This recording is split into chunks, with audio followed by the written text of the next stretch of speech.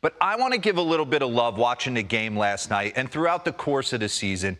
DJ LeMahieu has been one of the better hitters. And we talk about so much the modern way to hit versus the old school way to hit. I just think DJ LeMahieu's got the uncanny ability to lay line drives out to all parts of the field, and he's probably done it his entire life. And we can get into what makes him tick and why he's so good at the plate. And again, for the New York Yankees, something that comes off the page, Max Wildstein, researcher to the stars with Eric Nays back there, when we dove into the metrics real quick, pause this. Bring up his last 42 games, what he's been doing.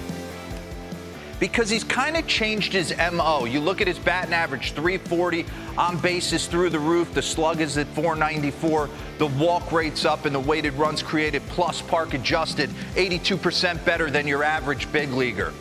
But he was a guy that swung at a lot of things in his career because he can handle a lot of things. He's got great awareness, knows where his barrel is at all times.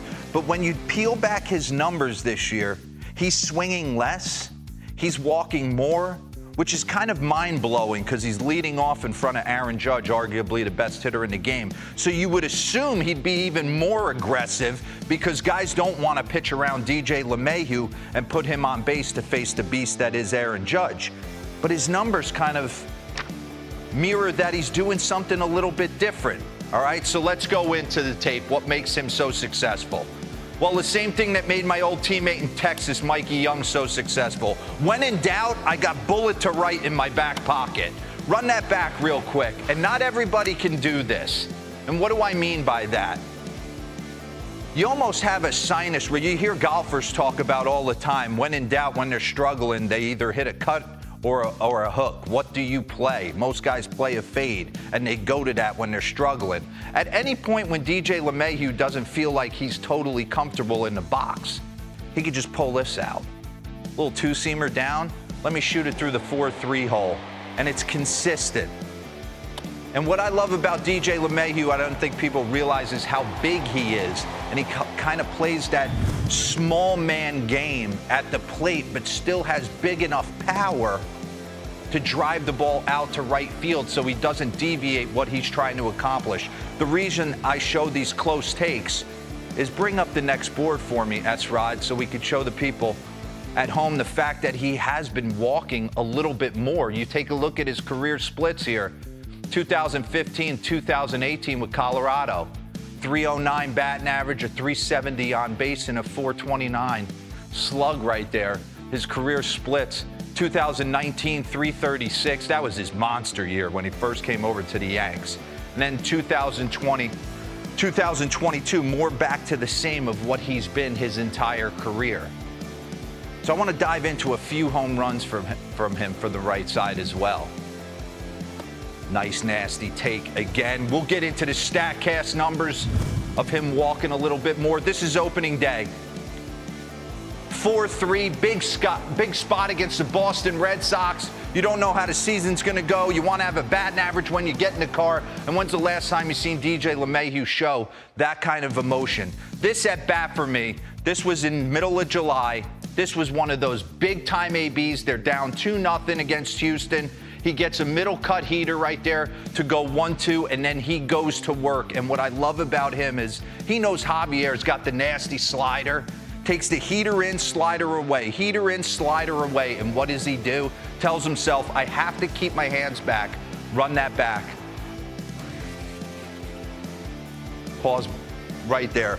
If he's in a situation where he's guessing and he throws that nasty slider, he is going to be off his backside and probably lungy in a ground out. And he almost pot commits to the fact that I'm taking his fastball up the middle the other way. And if you watch DJ, he stands closed off, but when he strides, he almost gets himself back to completely parallel to home plate. Almost like a little step in the bucket for him, just to clear his hips. He's a hingy guy, and we'll get into a side-by-side with him in Colorado. Bring up the last StatCast board, can you? This is pretty interesting for this year, since 2015. So he's swinging less. He's swinging at less pitches in the zone, So he's got the peepers on big time. His contact rate is pretty much stagnant. His walk rate's gone up. Barrel percentage has gotten better, and his weighted runs created plus has gone up. So he's actually having a little bit of a different DJ LeMahieu type season, but it's working for him. Okay, let's get into the side angle with him in Colorado if we can. And you take a look at him side angle, and we'll get into it with Colorado. I want to bring both of them up. There he was back in the day in 2018. Run that back for me real quick. One thing that I want you to notice, we'll get out to the side-by-side, is he starts his hands. Buster Posey talked about that last year, eliminating movement with the increased velocity. Run it. He starts his hands almost already loaded back. He's taken out that little minimal start tall and duck in. He's just starting ducked in. And I like the fact that he pigeon toes kind of a la Juan Soto, that front foot. So there's a lot going on, minor adjustments, but the hands are in the same place.